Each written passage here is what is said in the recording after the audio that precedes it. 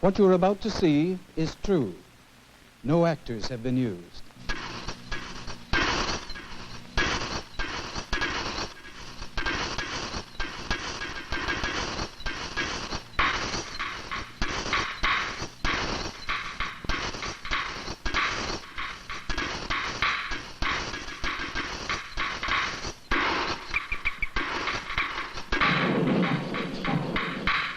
Virtually everything that has happened to you has been part of a pre-planned program with the object in view of breaking you down, or... Well, I should maybe not totally, but I wouldn't be surprised if it's total. I'll put it that way.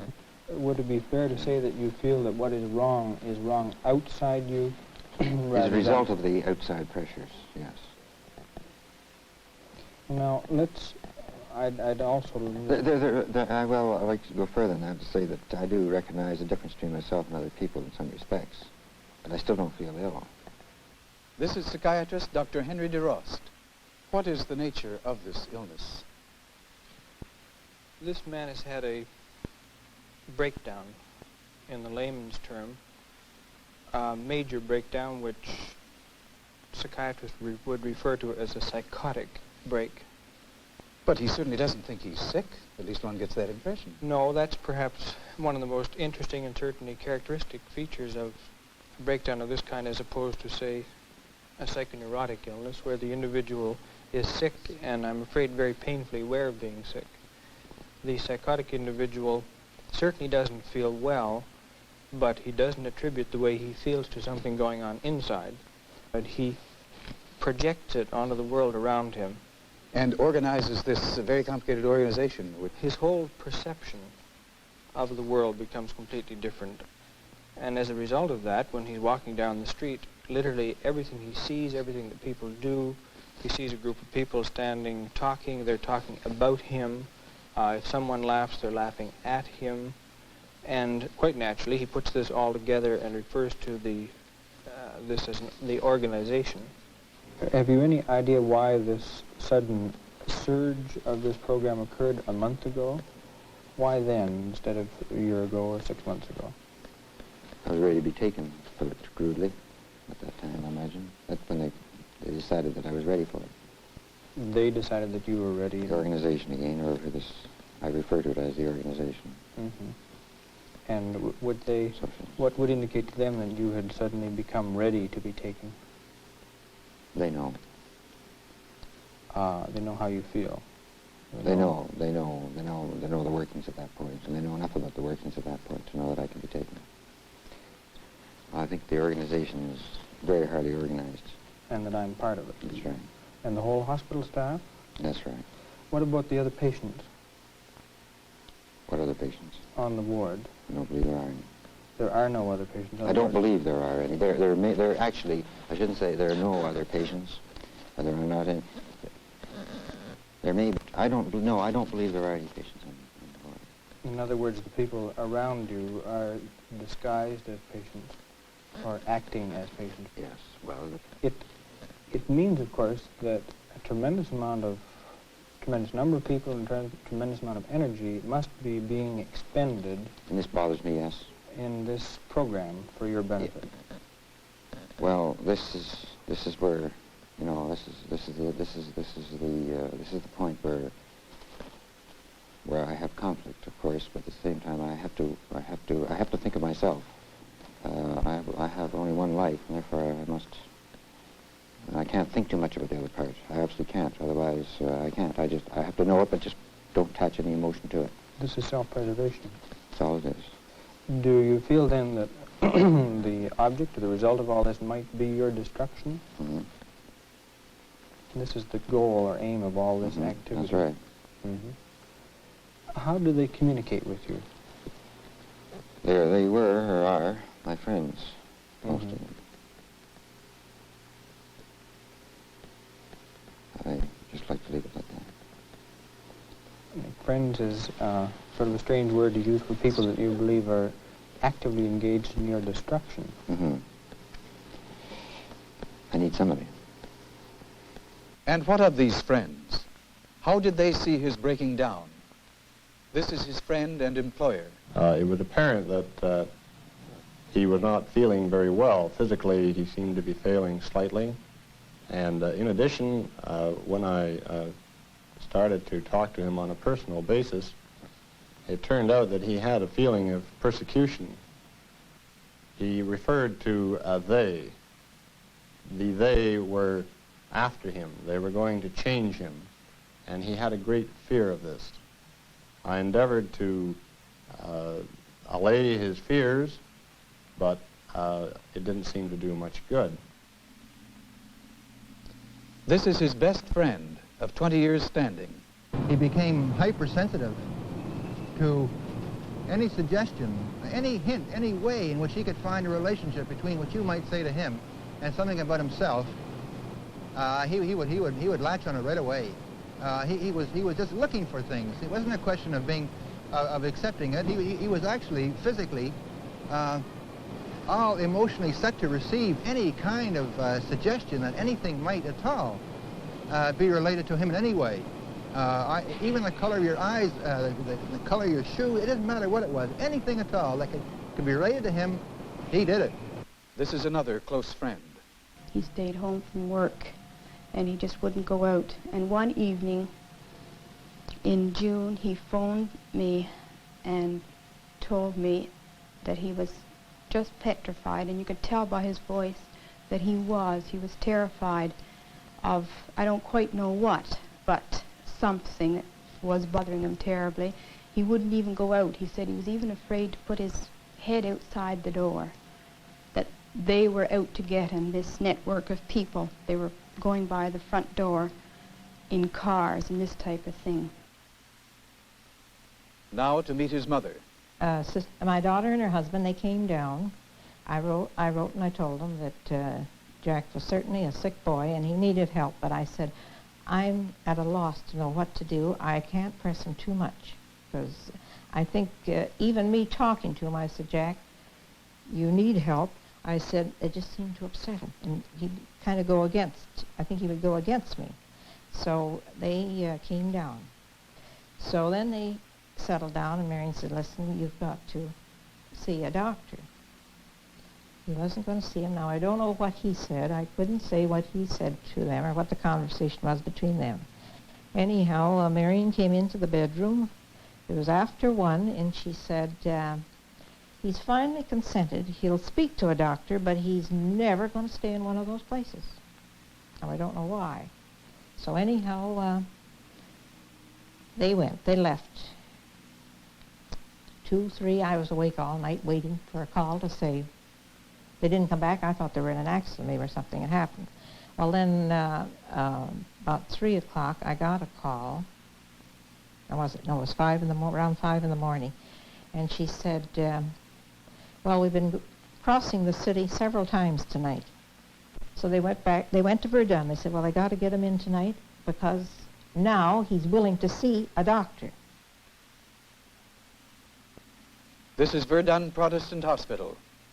When you'd, say, be walking down the street, were you aware of any change in the attitude of just strangers that you'd be passing? Definitely. Definitely. How would they, what kind of a change would you be aware of? Breakdown change again. They're after the breakdown. In other words, keep away, don't be friendly, so on. Mm-hmm. People rejecting you, trying to keep you at a distance. Very definitely. As if you were in some way dangerous? Alien. Like Alien. they've used the term Italian. It alien, it be me. It alien being the same as Italian, and you're it. That's right. And you are alien. Do you feel that you're potentially going to be punished for something?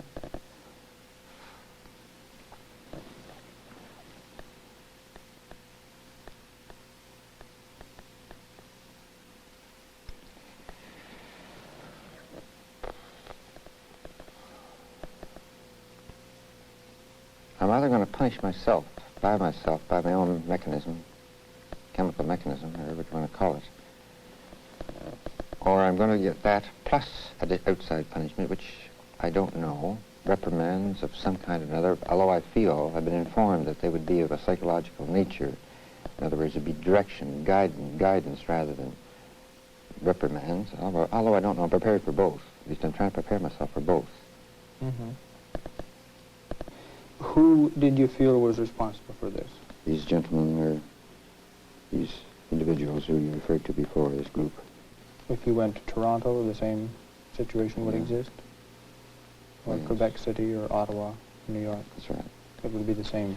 Well, Virtually where you went. in other words, I'd be surrounded, in effect. Without me knowing it, I would be surrounded in my present state. Yeah. Later, perhaps not. Perhaps so, I don't know. Perhaps to some extent I would be. Or for a while I would be completely surrounded, and gradually they'd move off and let the other people drift in and normal, so on. But I think that if I went now, yes, I'd be surrounded anywhere I went. Do you feel during this period even more acutely aware of things yes. going on around you? Mm-hmm. Much more? Depends on the time. Depends how excited I get. Mm-hmm. Would it be possible for you to get angry enough to retaliate?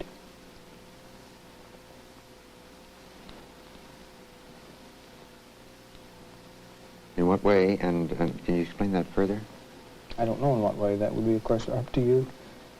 But if you felt, some people, when they feel angry enough, want to strike back. If I did it, I would do it fairly. Mm-hmm.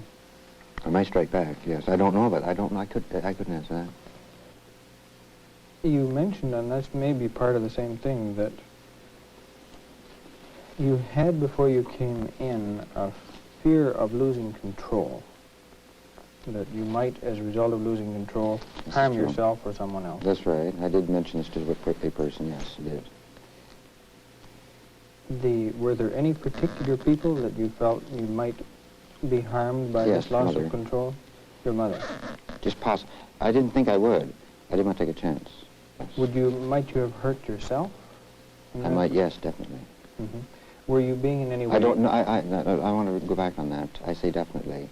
I'm not sure. That's a pretty hard question to ask. I don't know. I don't know. Again, I don't even want to think about it at the moment. Oh. All of this, I gather, then, would have been the result of this pretending and acting and dramatizing that people have been carrying on around you. That's right. How do you see all this ending? Or what do you see as the outcome? Did I not answer that? Well, yes, sure, although it's such an important thing that if you can just make even a tentative, however guarded, attempt.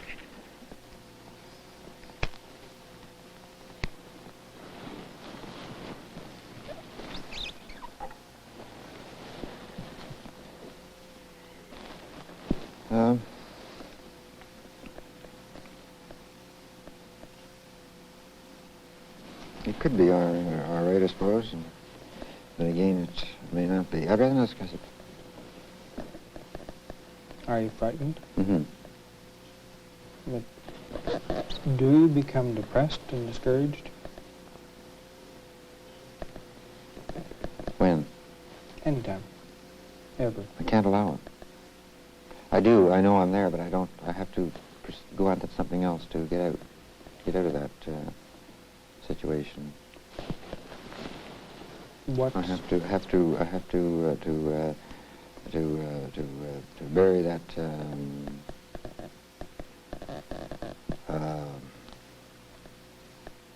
feeling somehow or other.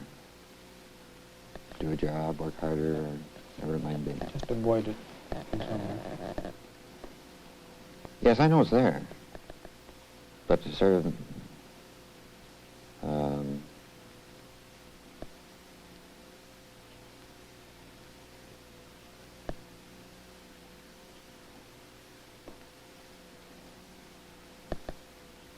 somehow manage to dispel the feeling.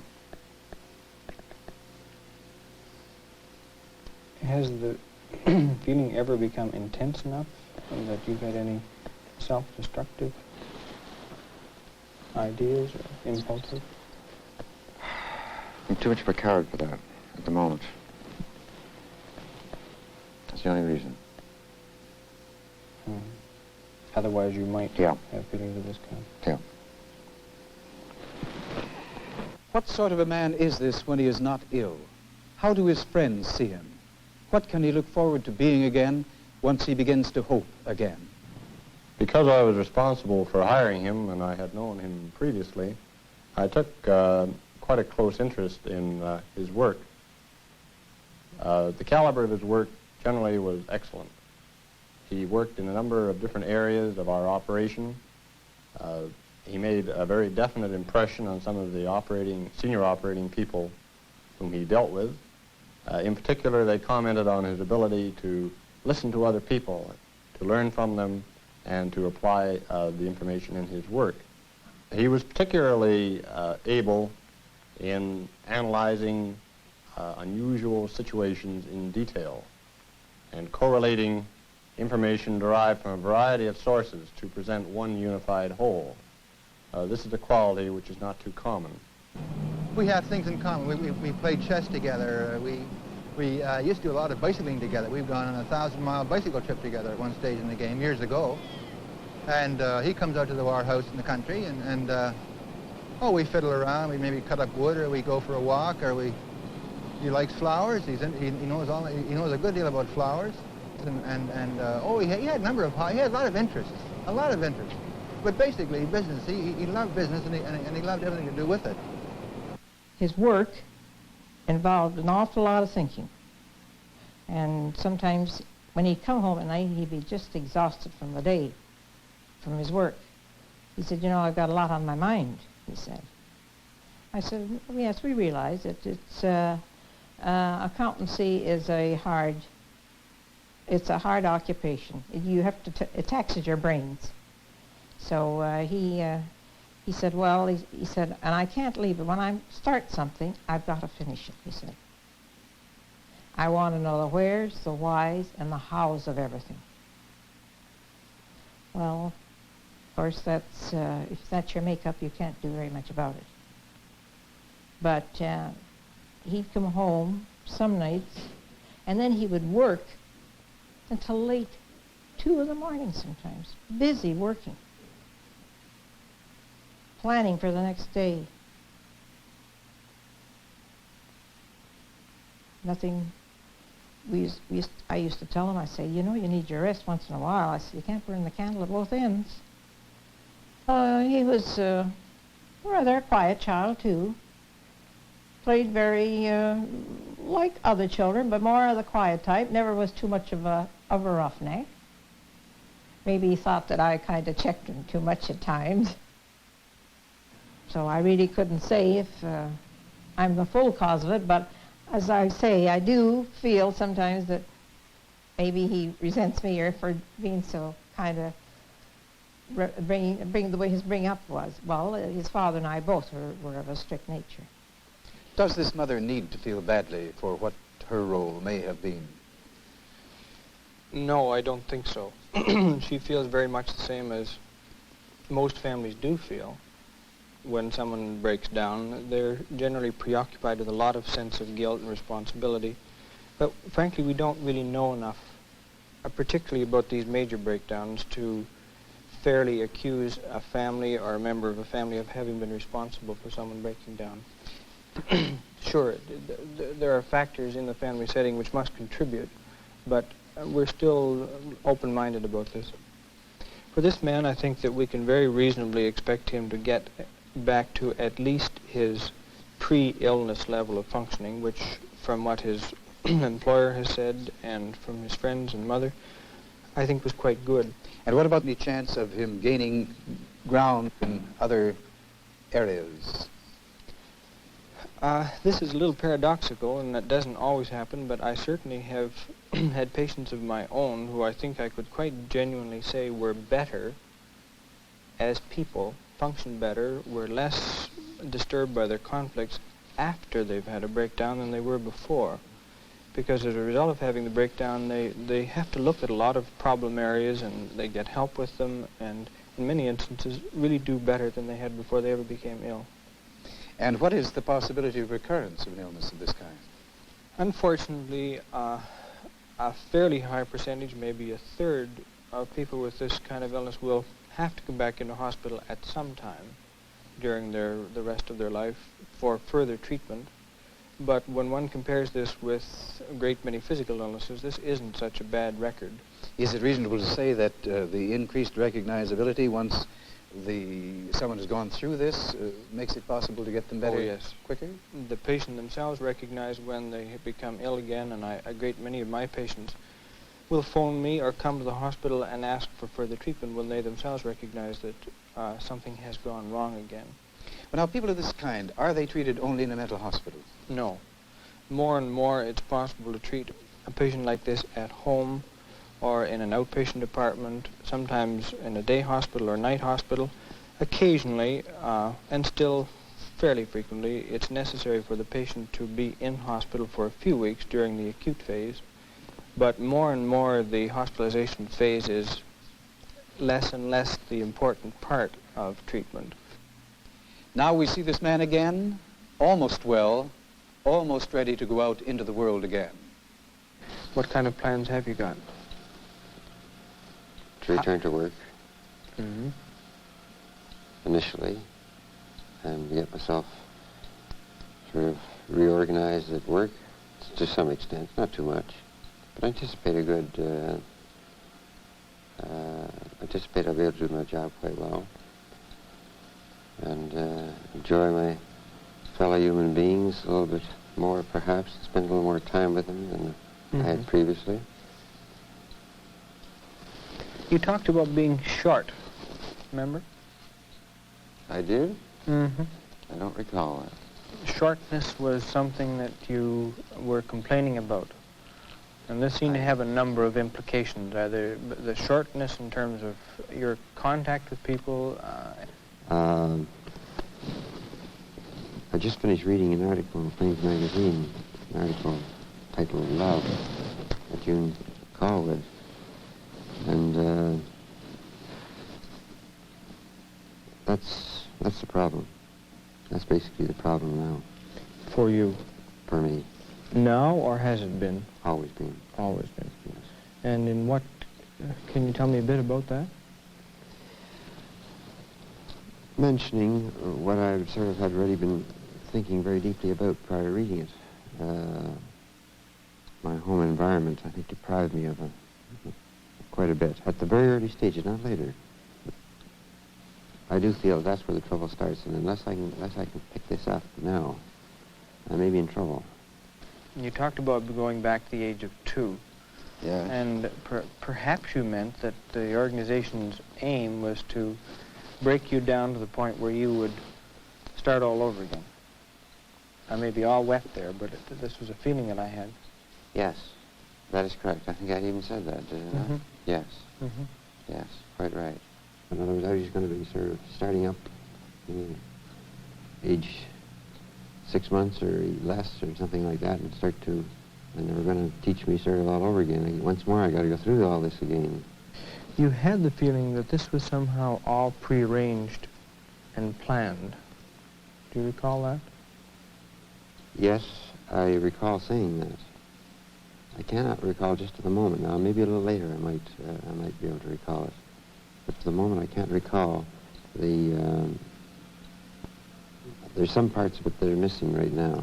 This isn't too surprising, because I think when a person has had a breakdown, quite often the kind of feelings and ideas that they have had when they were acutely ill subside. And when they've recovered, a lot of it becomes quite vague, almost like a dream. When I'm at my best, I do sense this love of other people and this communication with other people. At that time, I know that I am at my best. And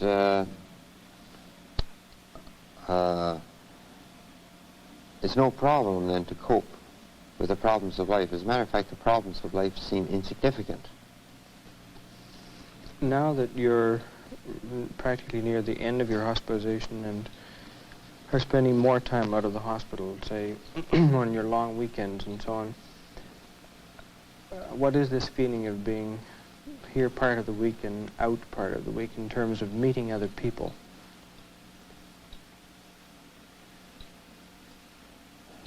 I don't notice much difference. You don't See. feel particularly uncomfortable with them because of this fact? A little, A little. yes. I would expect a little, because it isn't an experience that everyone has, and it isn't, of course, an experience that anyone wants to have. No. How will you receive this man once he is one of you again? This is what his employer thinks of mental illness. Many people in the organization have asked for him in his absence. They are looking forward to him coming back. I am looking forward to him coming back. We did not replace him with anybody. The work which he was doing has been carried on in part by other people. When he returns, we feel that after a reasonable period of time that he will be able to regain the position that he was in before, and that we will have an excellent man working for us. Mental health is a problem in that too many people will not accept mental illness in the same way that they will accept a physical illness. Generally, in my company, we do not feel that way. People are not looking on those places as they used to. And I grew to be that way myself since this has happened. Well, before I was beginning to see more and more, too, that it's a sickness like anything else, and it's got to be taken care of, and there's no distress to anybody. It can happen in the best of families.